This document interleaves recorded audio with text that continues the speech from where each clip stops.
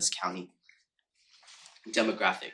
That is which 49% of people that reside in LA County are of Hispanic or Latin demographic. Moreover, your company produces 1.3 billion in revenues. What does this mean? You obviously and clearly display the abilities to change, to divert food waste into the hands of those who need it. You could influence change. You have the power to influence your people.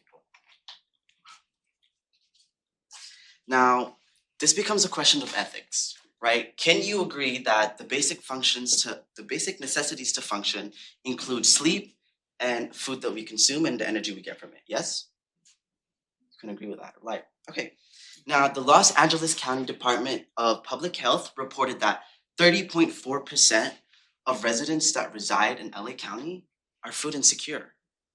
Now, this displays a clear disconnection of the food waste that we are throwing out and connecting them to the people who need it. Now, what does this mean for us? This output of food waste goes into landfills. Within these landfills, they decompose. And through this decomposition process, they produce carbon dioxide and methane. Methane is a compound 83 times denser than carbon dioxide. Do you know what that does to our atmosphere? It reinforces the increasing surface level temperature of the planet that we live in.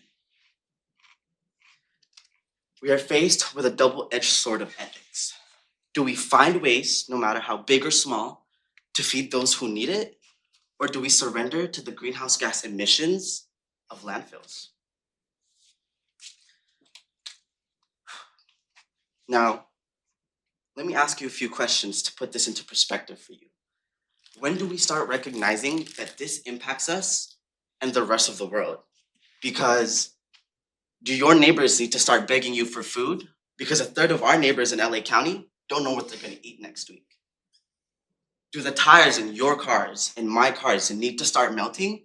Because according to the Environmental Protection Agency, Southern California's temperatures has risen by 3 degrees in the last century, and they're expecting it to grow up to 5 to 10 degrees within the next century. And lastly, why is it that here in Southern California, heat waves have become a loyal customer?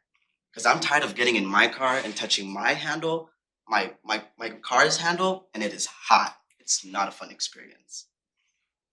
So we really want to focus on, emphasize that as Wasteless Solutions, we want to forward sustainability for Northgate Markets. We believe that Northgate Markets does have a social responsibility in participating to alleviate the food waste that is being thrown into landfills and instead diverting it into households for them to consume.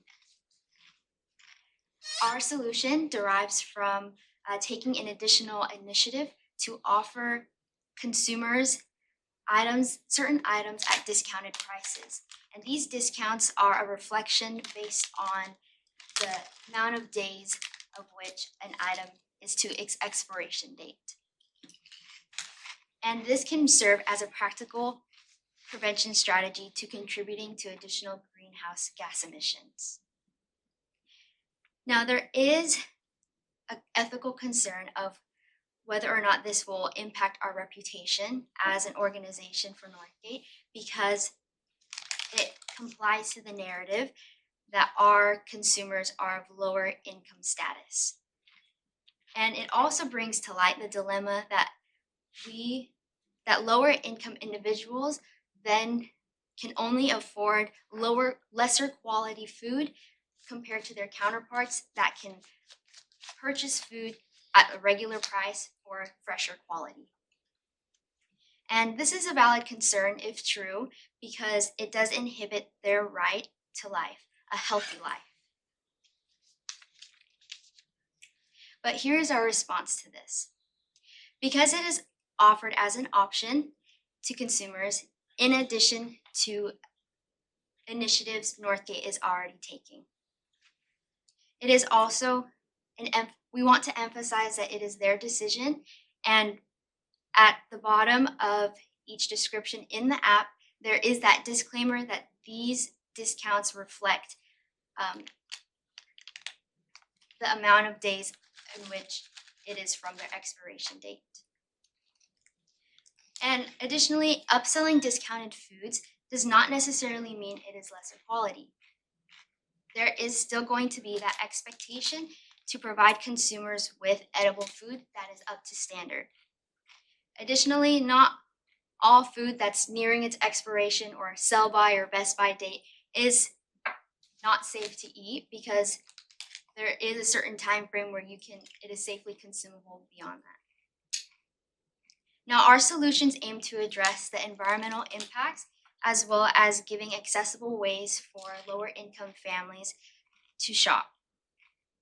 It is in compliance with Sustainable Development Goal number 12, which is to enhance and enforce responsible consumption and production patterns.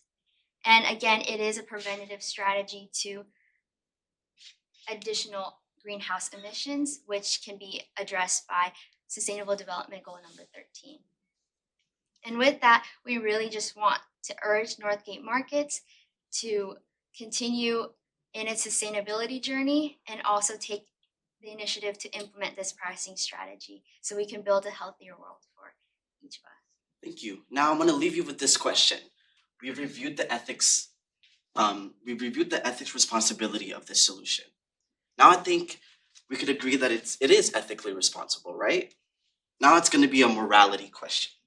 Do you want to do your part to reducing food waste outputs and reducing greenhouse gas emissions? Thank you.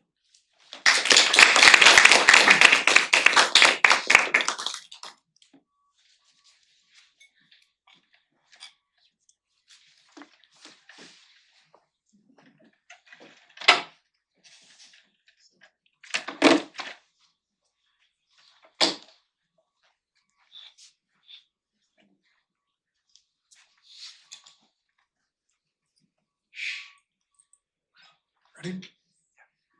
Operating in over 188 different countries and generating revenue that's greater than most countries in the world, Nestle is a global leader and very influential in the sustainability space if they choose to be. Governments at that level, we expect a certain mindset to include other people in their decisions, especially worldwide decisions. So why are we not expecting Nestle to do the same thing as a company? And they have, and they've shown that in their mission to enhance the quality of life through the food and the power of food. And they've seen this with their ESG goals of focusing really on that water stewardship, the net zero emissions, the generative agriculture at scale, and finally focusing in on that deforestation on a global supply chain. These are all great goals to achieve towards, and they have achieved great success when they are united as a front and working towards that goal that is bigger than the bottom line of deforestation at a global supply chain. They have decreased that 94% in the past couple of years, which is a crazy amount and shows just how impactful Nestle can be if they put their mind towards something. But with that, we do think there's a lot of room for growth, especially in that generative agriculture side and water stewardship. They have not only the ability with resources to achieve great change, but they have the responsibility to do so as well. They are a global leader, and they are also the founder of the Alliance of Water Stewardship. So I want to ask, why are they not using that power of food to really enhance the quality of life through food waste from their coffee production at a broader scale? And we believe spent coffee grounds are the solution. Did you know that every single year there are 6 million tons of spent coffee grounds that are produced? Now, I'm sure that's a lot. That seems like a big number, right? Do you think maybe if I put a big pile here of 6 million tons of coffee grounds, you could visualize it? Maybe not. What if I were to hand you and you 1.5 pounds of coffee grounds? I could hand a bag to not just everyone in this room, not everyone in this country, but every single person on this earth, 1.5 pounds of spent coffee grounds every single year. Nestle dominates 22% of all of the coffee industry. And in an article by Harvard Business Review, they stated that companies such as Nestle, who dominate industries in such large margin, come under much scrutiny in terms of their business practices. They are reviewed on how they conduct their business because they lead the business. And taking a deeper look at this, into the study, we understand that companies took initiatives of $50,000 to invest in environmental standards, a separate public company. However, this company was also seen to have invested $400,000 into publicizing these efforts. Well, my point is this. We want to enact change on the inside of Nestle, from the center. This company that was referenced believe that their change should come from the outside, from the publicizing, the image of the company. And while the image is vital for companies to succeed, especially being to dominate an industry, we believe that change should start from the why. So we believe that Nestle is not just someone who should enact change because of what it can provide for them in terms of profit, in terms of growth of the company, but in terms of what it can do for the world and the people around them. Now, to get back to the issue at hand, the solution. We believe that these spent coffee grounds have numerous benefits, and we believe that Nestle are the ones who can harness those benefits. In fact, the very structure of coffee provides a lot of potential solutions. So because of the porous structure of coffee grounds and also how many functional groups that they contain, they're an excellent absorbent. So coffee grounds without any additional processes are effective at absorbing heavy metals and water. This is like copper, mercury, arsenic, cadmium. Cadmium specifically is a byproduct of steel and plastic industries, and it can cause kidney damage. So these are very harmful toxins that are in the water that affects humans, plants, animals, anything that lives or uses water. But what can we do about this? Coffee grounds on their own, although they're absorbent, are very hard to reclaim from the water. So a group of Italian scientists has created a sponge-like material that's effective at absorbing the heavy metals. So the process is relatively simple. They first dry the coffee grounds, grind them into a finer powder, add them to a silicon polymer and sugar, then put them in a fume hood overnight. It's essentially an oven, and bakes it into a solid mass. Then they put the mass into hot water and vibrate it and dissolve the sugar. And after that, they're left with this material. This material is 67% effective in moving water and 99% effective in still water if left for 30 hours. This is on par with the effectiveness of current materials used to remove heavy waters, such as activated charcoal.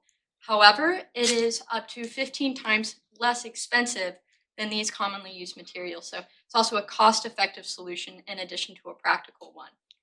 Additionally, this foam is completely biodegradable, even though it has silicon in it. The amount of silicon is so small that it's biodegradable and reusable. This foam can be used up to 10 times without losing its effectiveness. But an ethical solution means nothing if it's not practical. So how can we use this in the real world? Well, we would start at industrial sites such as the plastic and steel that I mentioned earlier, and then we would also apply this solution at urban wastewater treatment plants where it can be helpful in cleaning the water there. We would hope to start in Italy, where the solution was initially developed. We feel that there are cultural synergies in this place because, one, they have a culture of coffee consumption, but also a sustainable focus. And then in the future, we would roll out to the rest of the EU and then Nestle's supply chain network at large. But what's more is the solution also aligns with the UN Sustainable Development Goals. Yes, and not only does it align with those Sustainable Development Goals, it aligns with two of them specifically. The first is going to be that 12.3, which targets reduction of food waste along the supply chain. And the second is going to be 6.3. That's going to be the improvement of water quality throughout the globe. These are two major SDG goals that really work together, especially in the agricultural industry, which is what Nestle has built its success on.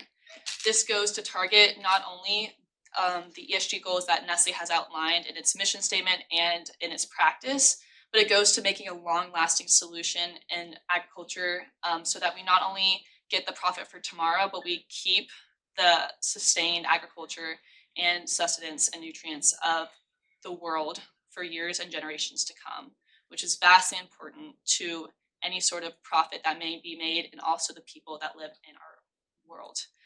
And another thing that we really want to focus on is that generative agriculture piece that the water and food waste kind of goes into kind of uplifting as a whole. That water quality is a huge part of why some soil becomes to erode and bleach away after long-term use without any sort of supplements or water quality like Emily was mentioning. 2 minutes. And it really goes to increase and make sure that sustained health is continued in that soil. But I also just want to take a step away from coffee and food waste for a second and just focus on Nestle and how this is not just ESG, it's also about how Nestle's influence can really make a positive impact on the world. They are in a position of resource wealth, and they also are in a position where they have the global network and connection to actually impart change through the relationships they already have as a company. This is not only shows the responsibility that they have as a company to do this, it is also the livelihood of the sustainability of the economy and global production cycle as a whole. So with a united front of uniting both consumers, producers, and employees and global leaders, Nestle has the opportunity and the responsibility to go through with this solution. We want to make sure that cup of coffee in the morning not only provides your daily caffeine boost, but also goes to enhance the lives of over 8 billion people. Thank you.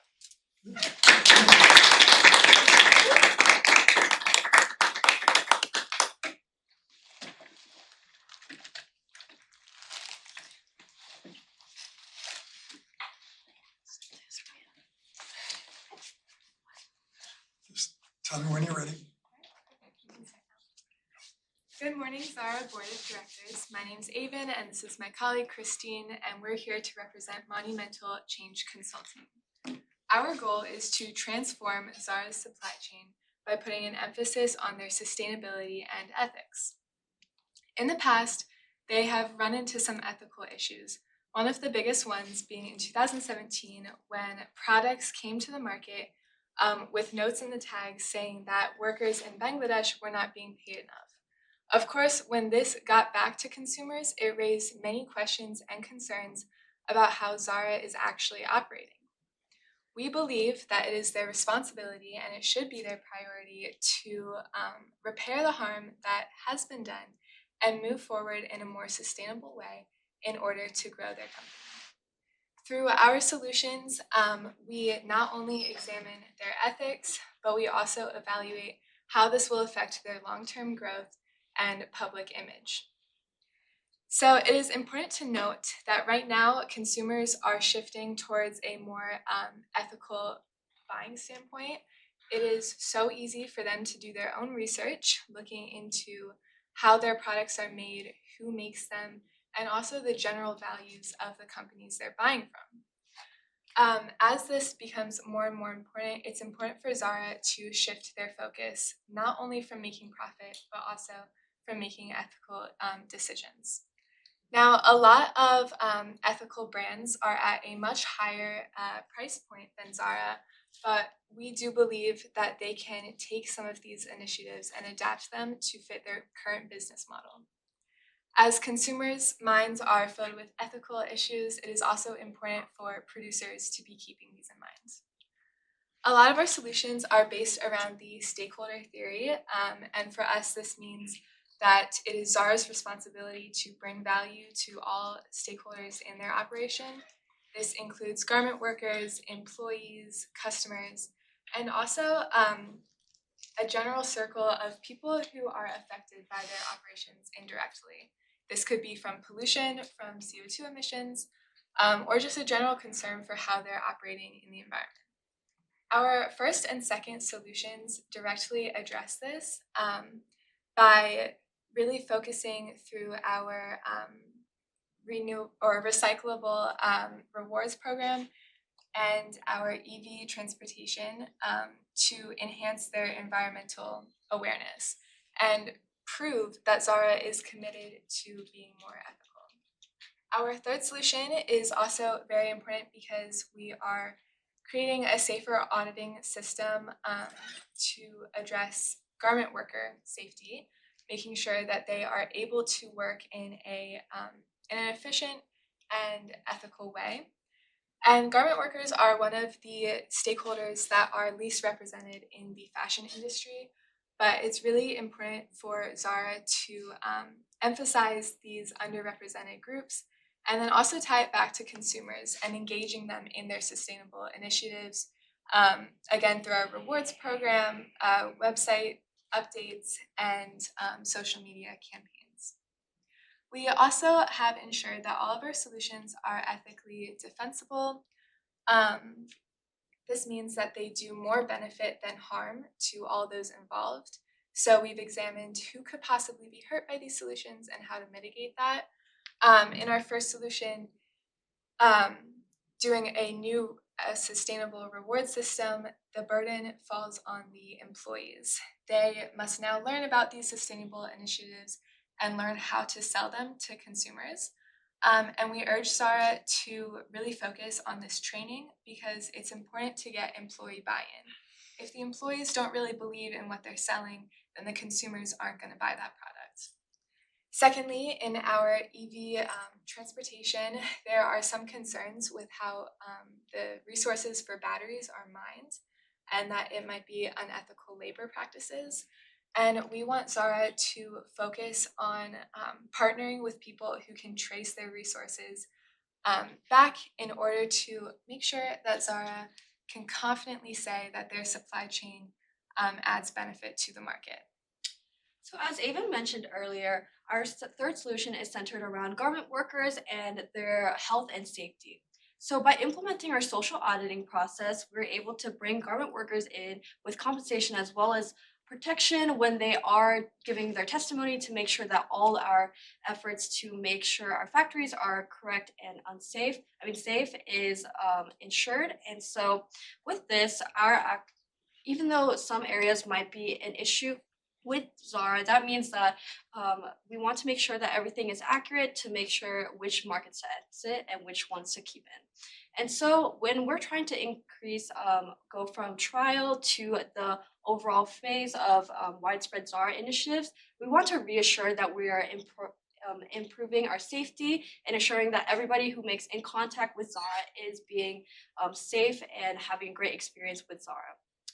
So the two conflicts of interest that are arising because of our solutions is investment versus profit and distribution channels conflicts.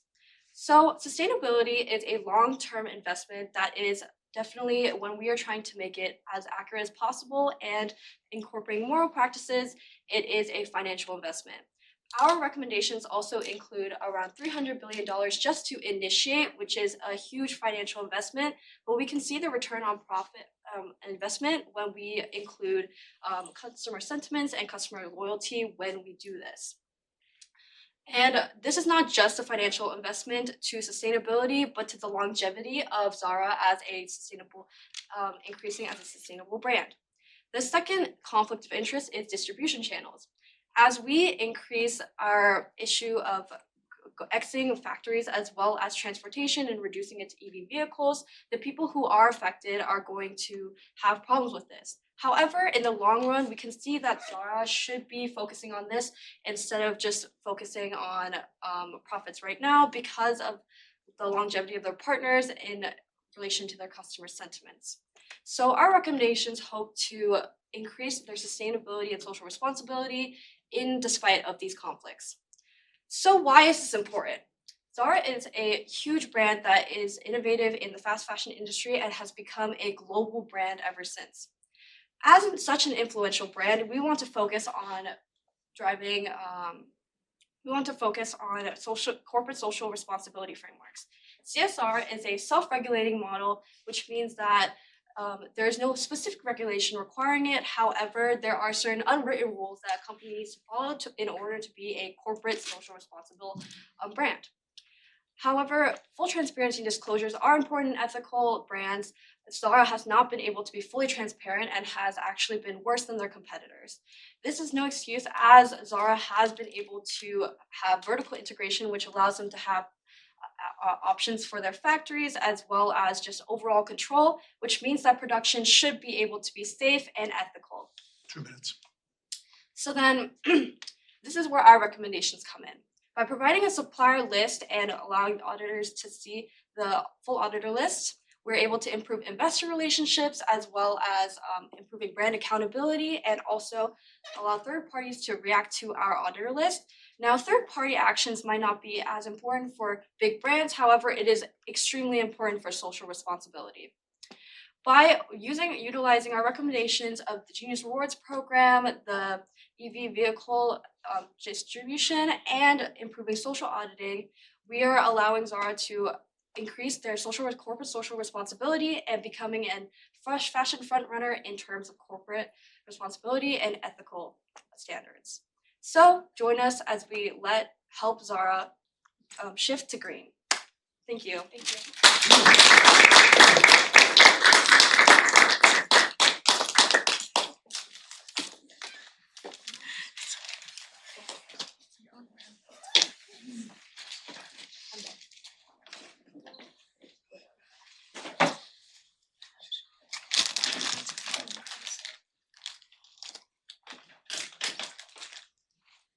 Whenever you're ready. Good morning to the SEASERENITY executives that are here today with us. Our project presents an opportunity for you to save the marine ecosystem of the Riviera Maya and the Mayan communities, also to make an impact on this planet. My name is Ethel, I am the ethics specialist, and my co-worker is Anna, she's a marketing specialist. Now, during this presentation, we're going to talk to you about some topics. First, sargassum. What is sargassum? The problematic, the indigenous communities, and of course, our solution to this problem. Now, I have a question for you. Have you ever been to Cancun? Well, if you have, you can see that the water is really clear. The beaches are really clean. And of course, it has a huge biodiversity and is one of our favorite places to visit, and of course, also the tourists. But now it has changed because of sargassum. Now, sargassum has caused a huge discoloration of the water. Now you cannot see what's under it. As you're walking through it, you can feel all the sargassum into your legs and it's really itchy. And of course, the biodiversity is in a huge problem. Now, what is sargassum? Well, sargassum is a macroalgae scientifically known as sargassum, which thrives into tropical and subtropical zones. This term originates from the Sargassum Sea currents. It is located in the Atlantic Ocean between the Gulf Stream currents, better known as the Bermuda Triangle. Now, this has existed for millions of years thanks to its history, biological origins, and of course, essential role in the marine ecosystem. But now, sargassum has become a problem since its arrival to Mexican and Brazilian beaches, causing a lot of problems since 2015. Sargassum has caused the obstruction of sunlight entering the sea and also making barriers for the offspring new animals, mainly the turtles. Also, it has caused the mortality of sea corals and sea reefs. Now, we have also identified that the sargassum has caused a lot of problem in tourism. Tourism plays a crucial role in the economical development of Mexico, essentially in the GDP of the region. Sargassum creates employment and income to its residents. Now, the Cancun activities attract a lot of national and international tourists who spend money on transportation, food, accommodation, souvenirs, entertainment, and other activities. That's why this is a huge problem. We have also noticed that indigenous communities have been suffered a lot because of sargassum, not only in their lives or just the beaches, but also in their jobs and income. Actually, 30% of the total population of Quintana Roo it speaks an indigenous language. Now, we have also noticed that 56% of the tourists have changed their activities to cenotes. That this is actually also a really big problem, but my coworker Anna is gonna talk more about it. And talking about the indigenous communities, we have two examples of them, that is Felipe Carrillo and also Lázaro Cárdenas. These two communities have been affected so much only not just in their lives, but also in their jobs, because as they are fishing, the macroalgae tangled in the motor, so this caused that the boats, they just sunk. Also, in their fishing nets, when they are picking picking the fishes, they can also see sargassum. So that means that there is no longer more fishes in the water. Now my co-worker is gonna talk to you more about the problematic. I'm gonna talk to you a little bit about cenotes. What are cenotes? They are deep water wells composed of river currents and rain filtrations. They come from the Maya word to snot, which means hole in the ground. They don't have their legal definition, therefore are not regulated. And like my coworker Ethel said, most of the tourists are no longer visiting the beaches. They want to go to the cenotes because the beaches are not blue anymore. They smell, they are itchy. So they are going to the cenotes. This has led to over 230 tons of sunblock being dissolved in the cenotes.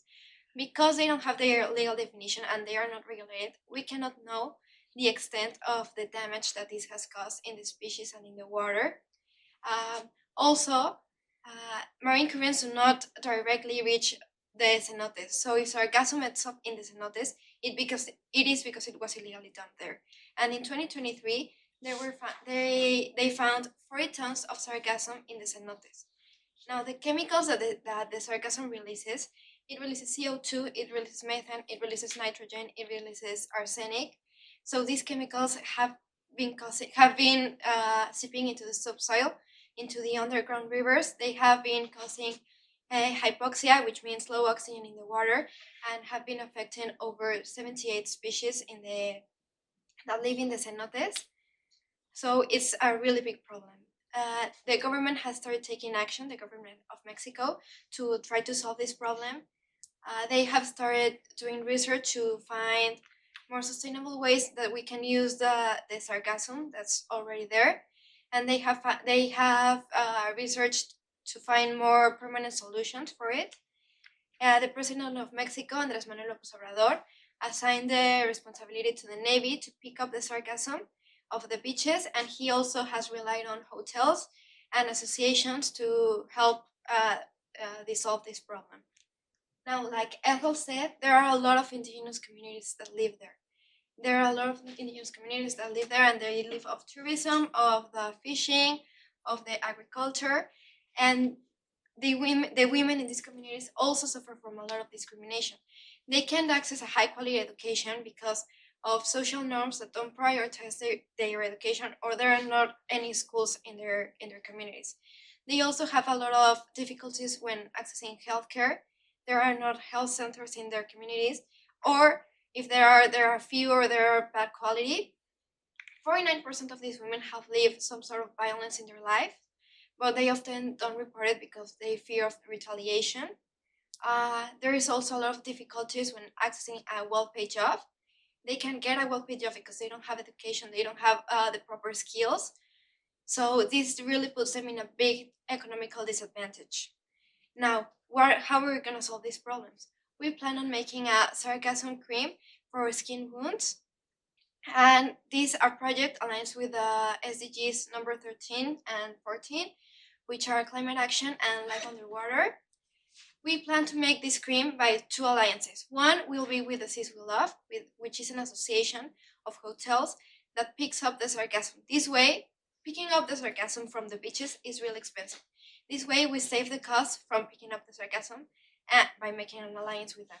We would also like to make an alliance with the Instituto Quintanarroense de la Mujer, which is an institute that protects these indigenous women that are very discriminated. How it will work, we will pick up the sargassum that the Seas We Love gives us, and we will give the sargassum all the materials necessary to the Instituto Quintanarroense de la Mujer so they can produce the cream. This way, we are giving the women a safe, well-paid job and a quality of life. 2 minutes. Ethel will talk to you a little bit about the finances. Well, just a little bit about the finances. We calculated that our production cost will be $12.38. That's why our cream is going to be sold by $25. All of these numbers were calculated based on our research we did on 300 surveys. Now, as you listen to this, you have the opportunity to make a change on these women's lives, also on the marine ecosystem, and of course, just to increase and make an impact on this world. Well, as the Mayans say, make talks. That means thank you so much for your attention.